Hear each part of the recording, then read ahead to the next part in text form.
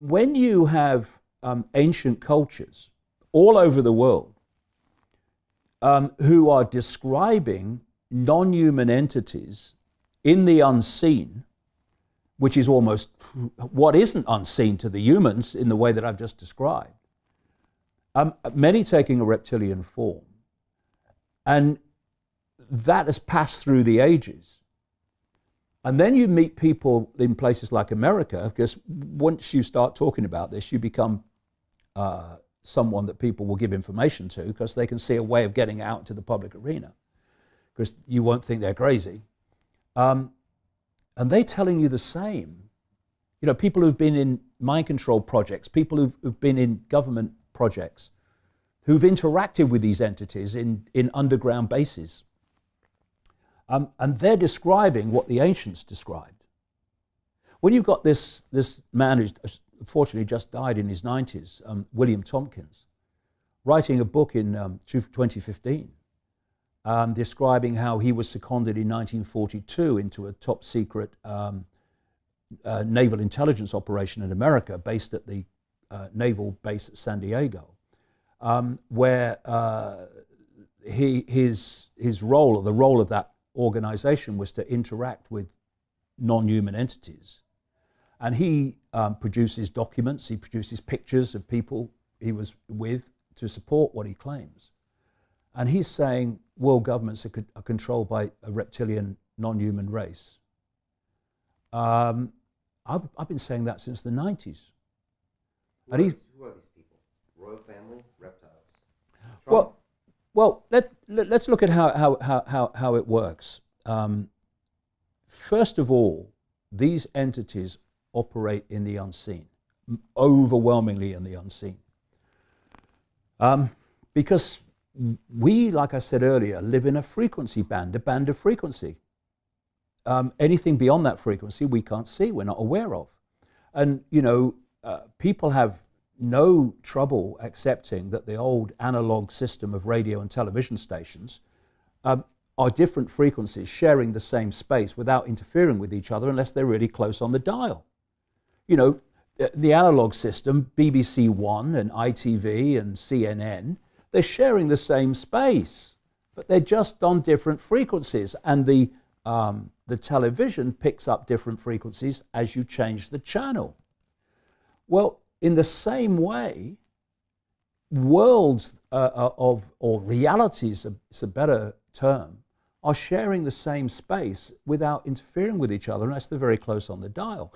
And at that point where they're close on the dial and there is some form of interaction, that's what we call ghosts and paranormal activity.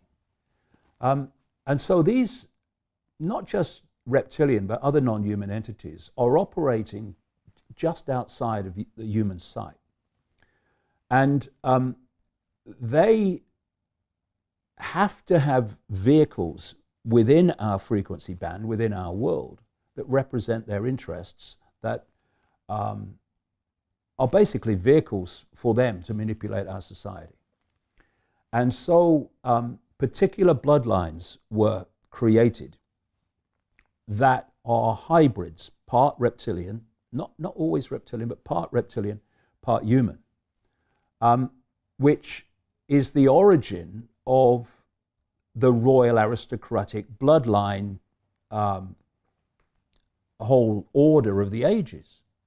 You know, the ancient Chinese emperors used to claim the right to be emperor because of their descendants from the serpent gods. And the reason that these royal bloodlines and aristocratic bloodlines have incessantly, obsessively interbred is because they're holding this hybrid genetic program.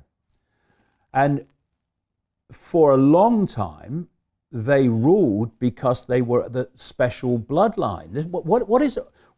Just down the road from us now in London, we have a head of state, even today, who is head of state because of her bloodline. The Queen. The Queen. If she was a different bloodline, she might be cleaning the throne, not sitting on it. This is the nonsense of it. Why are you queen? Because someone had sex with someone and that person was born first, therefore they're the monarch. Sorry, I thought we lived in a civilized society with some form of intelligence. What's going on?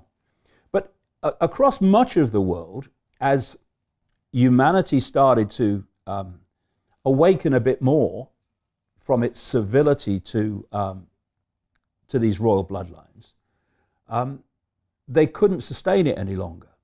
And so the royal in-your-face control started to disperse. It's still around in some areas, like we still have a monarchy in here and the Commonwealth countries, but in lots of countries it disappeared.